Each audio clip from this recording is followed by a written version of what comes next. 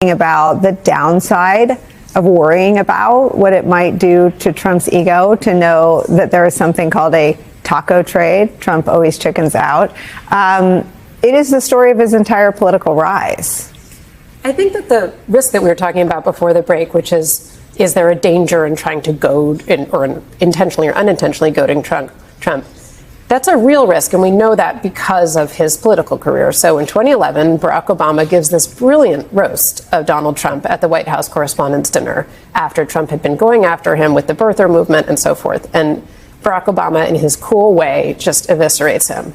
And you see Donald Trump in the moment boiling over. And the reporting on it is that that was a really pivotal moment that galvanized him then to run for president. So he does detest being mocked, though he certainly likes mocking other people. So that risk is real. Donald Trump once told us that one day we would get tired of winning. But my real question is, when will he get tired of the constant humiliations, because they continue to pile up so much, so that his administration is now admitting to them on the issue that has Donald Trump losing his mind most in the recent days? That is his tariffs. Yes, the man who always chickens out just admitted how much of a chicken that he is. His plan is blowing up in his face. It is all going wrong, and we're going to get into it. But before we do, if I could quickly ask you to leave a like on this video, and if you haven't already and you enjoy our channel, to hit that subscribe button. It goes a long way, and it really does mean a lot to me now. Of course, there has been a lot of tariff news in the past 48 hours, but this breaking story about Donald Trump's deal with China that we just got an update on might be the worst news for him. So far, before we get into it though, we need some context, and that starts with Karoline Leavitt's lies. Right here. Thanks, Caroline. The president has been pretty firm on keeping these 145% tariffs in place on Chinese imports. Today, via Truth Social, he said that he'd be possibly open to lowering those to 80%.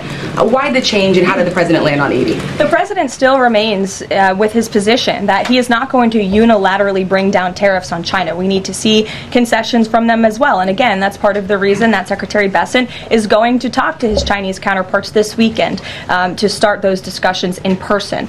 As for the 80% number, that was a number the president threw out there, and we'll see what happens this weekend. And always in the effort of transparency, I'm sure you'll hear directly from the Treasury Secretary or the president after those negotiations conclude. Okay, Carolyn, so Donald Trump won't cave. He's not going to make a deal. He's not going to stop fighting. He's always going to be tough in the face of China because he's the salesman. He's the art of the deal guy, right? Well, Karoline Leavitt actually said that right before Donald Trump announced, as kind of always is the chain of events that he was lowering tariffs on China. Now, what was China doing in response? Nothing. They were keeping theirs. But Karoline Leavitt comes out a couple of weeks ago and says, no, Donald Trump he's not going to back down. Then he immediately backs down, because of course he does. He doesn't know what he's doing. The tariffs, they're on again, off again. They're on the EU, they're off the EU, Donald Trump. We know always chickens out. And it's only going to continue to get worse. But before we get to that, I want to see what Hakeem Jeffrey thinks of how Donald Trump is dealing with China, because it's very important. If you are the Chinese, what have you learned about the art of the deal? China punked the administration, and the administration backed down. That's no surprise, because we've seen that happen over and over and over again. So China, like leader Jeffrey says, is punking Trump. He is consistently giving up concessions to them while China does nothing. They're kind of just waiting for Donald Trump to continue to step on rakes, which seems like his favorite activity at this point, as all of his plans blow up in his face. And apparently, China, for the longest time, has known about the taco trades. They know that Trump will always chickening out. He continues to make these carve-outs. And you know, as we're approaching the summer Christmas, just around the corner, this is a time when people are going to be buying. Donald Trump knows that those tariffs, they're really going to start to have an impact. And so what's he doing? He's lying, of course, about the deal that's, so imminent with China. Just take take a listen to what he had to say right here, which is the worst statement he could have possibly made before the real truth came out. We signed a great deal with United Kingdom. We have numerous other deals that are ready to be signed. We've signed a deal with China. We have some really amazing deals, but the European Union, the sole purpose was really not to hurt us, but to take advantage of us, and we're not going to be taking Mr. President. So Trump is trying to tell us that he's got the deal. The deal is already done. We've done the deal with China. Now, let me remind you. The deal Donald Trump is claiming to have done with China is one in which she just lowers tariffs. They didn't actually agree to anything. There was no concession from the Chinese. Donald Trump hasn't brought any jobs back. He's just tanked the market. He's just created economic uncertainty. There is no deal. He didn't actually do anything. And is that the art of the deal? Screw things up, backtrack, try to get some publicity out of it. I don't know. But for the longest time, Donald Trump, as he always does, says the deal is 2 weeks away. Well, we just got some actual information that's not 2 weeks away, but might be indefinite because Donald Trump and his Treasury Secretary, Scott Bessent, just admitted what's actually happening with China and how they're losing the trade war. And what about China, specifically China, and that obviously started in a different place? How can you characterize those talks now? I would say that they are a bit stalled. I believe that we will be having more talks with them in the next few weeks, and I believe we may at some point have a call between the president and party chair Xi. So stalled. There was a time when the president thought that it was moving forward pretty significantly. Again, I think that given the magnitude of the talks, given the complexity, that this is going to require both leaders to weigh in with each other. They have a very good relationship, and I am confident that the Chinese will come to the table when President Trump makes his preferences known. I feel like Bessent just desperately wants to say we're losing. Trump has, as we know, chickened out, but of course he can't say that. So he says as sheepishly as possible, they've kind of stalled a little bit. They might have stalled out a little bit because of course we started this trade war with Donald Trump lying about having talked to the Chinese embassy, came out and said, yeah, that's not true. And Donald Trump is now lying about having a deal done or a deal on the way or a deal on the way that's done or done that's on the way. Like he just keeps lying about what the status of this trade deal is until Scott Bessent, and I think it kind of surprised Bret Baier, was just like, yeah, we don't know what's going on. Like they're just admitting at this point that they are losing this trade war, that the tariffs have been a failure. And although they get turned on and off in court, and we don't really know what's going to happen next, uncertainty is maybe the biggest issue. And the fact that a reporter now has Donald Trump furious over the fact that he's chickened out only makes it that much scarier. Our president is trying to control the economy unilaterally from the Oval Office with the most broken brain in America. And that should scare us all. It only continues to get worse as we see this deal stall out. Scott Bessent admitting no one wants to deal, especially China, which is the biggest problem we could possibly be facing. And Nicole Wallace broke more of this down and how the tariffs have been an absolute disaster. And I want to check out that reporting right here. About the downside of worrying about what it might do to Trump's ego to know that there is something called a taco trade. Trump always chickens out. It is the story of his entire political rise.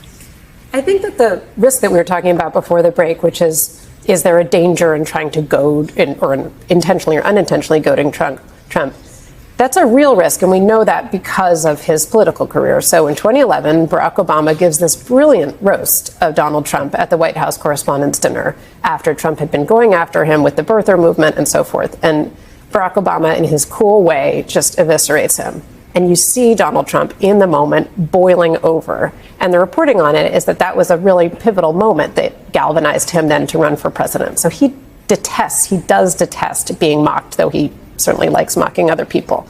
So that risk is real.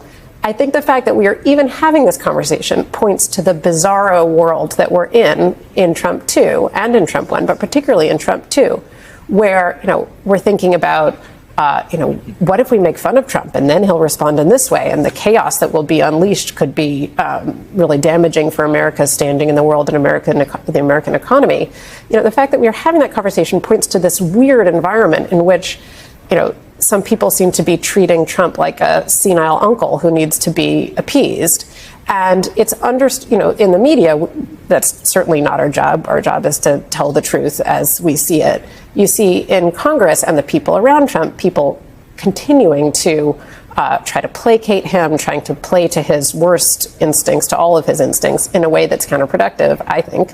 And the question is when they will grow a spine in Congress, when some people might stand up to him, what would be the set of events that would trigger Congress behaving like grown-ups and not trying to just pledge fealty to this president? Charlie, do you, on your bingo card, even play that game anymore? I mean, is there a point where they respond to their constituents instead of Donald Trump's whims? Not in the foreseeable future, because, I mean, you and I have been talking about this for 10 years right now. How many times have they had opportunities to do that? The political costs are simply too high for them. And frankly, look, waiting around for Republicans to show any sort of independence, I think, is a fool's errand. Now, on the edges, perhaps they will push back, here or there.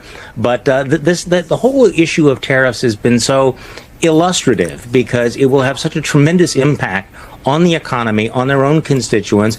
They have the inherent power to block the tariffs. They are the Article 1 body in the Constitution, and yet they have surrendered. They have ceased functioning as a legislative body in many respects. But going back to your question about the dangers of humiliating Donald Trump, you know how I feel about this. I mean, I wish we could humiliate him on a daily basis. I wish that we could mock him. But Charlotte's absolutely right. This is the bizarro world that we're living in, where everybody is walking around on eggshells, afraid to anger or the senile uncle who has incredibly thin skin. And the thing about Donald Trump is he is, of course, a complete narcissist, but he has a very, very thin skin, and he's dangerous because he has the power and he has no restraint. And I think that's just something that kind of the reality that we have to deal with. Now, there are some people who say that, that's a counsel of defeatism, that, resistance is futile, that we can't do anything about it.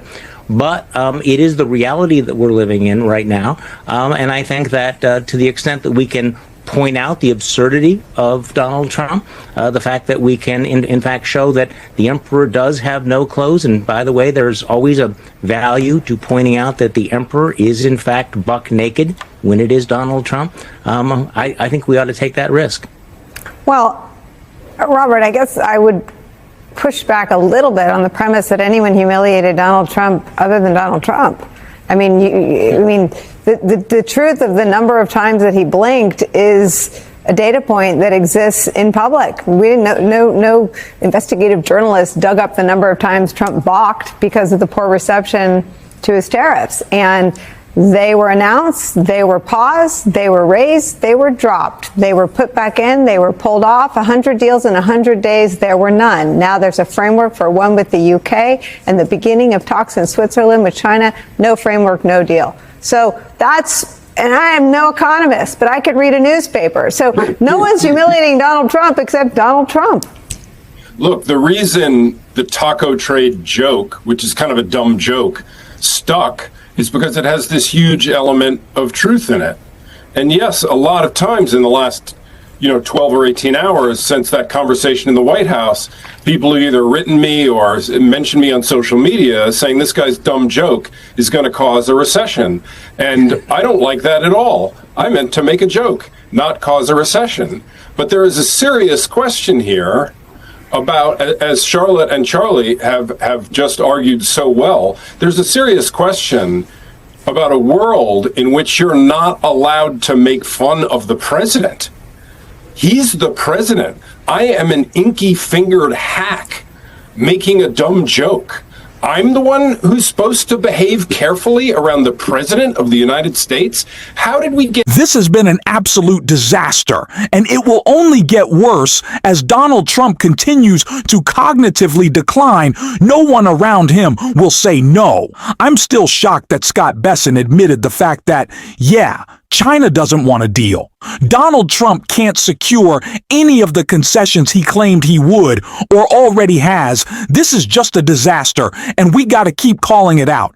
We're certainly going to be on this show, and if you want to support that, as always, you can hit that subscribe button, leave a like on this video, and if you stuck around to the end, you can drop a blue heart in the comments. And until next time, I'll see you soon.